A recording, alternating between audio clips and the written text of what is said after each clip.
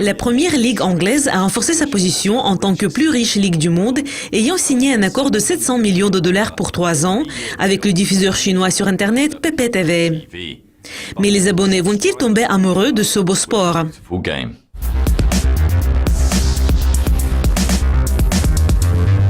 L'accord va devenir le plus grand contrat de diffusion télévisée jamais conclu par cette ligue à l'étranger. Il est le résultat d'un intérêt croissant pour le football en Chine. Le montant de cet accord représente 12 fois la somme actuellement perçue par la première ligue en Chine pour y céder ses droits de diffusion. L'entente devrait débuter à partir de la saison de 2019-2020 et va se poursuivre jusqu'à la saison de 2021-2022. Mark Dreyer, le fondateur du site chinois China Sports Insider, a commenté l'accord ayant déclaré « Ce que nous observons aujourd'hui en Chine et ce que nous n'avons pas eu il y a 3 ans, c'est cette concurrence accrue pour les droits de diffusion d'événements sportifs qui fait bondir les prix. Même si les prix sont toujours moins élevés que ceux des droits de diffusion au Royaume-Uni et aux États-Unis. La question est de comprendre si les consommateurs chinois vont payer assez pour que ces investissements puissent être récupérés. La première ligue gagne actuellement beaucoup plus que ses rivaux européens.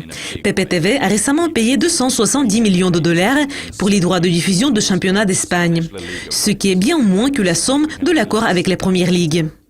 La valeur des accords actuels de 3 ans de la première ligue dans le monde entier s'élève à environ 8 milliards de livres sterling. Les investissements de la Chine dans le football anglais augmentent.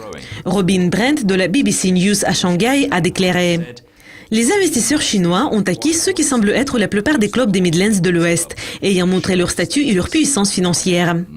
Mais pour certains, c'était également une véritable tentative de construire de nouvelles marques qui pourraient aller au-delà de la base nationale. » Sous la présidence de Xi Jinping, la Chine a pour objectif d'accroître sa présence mondiale dans le sport.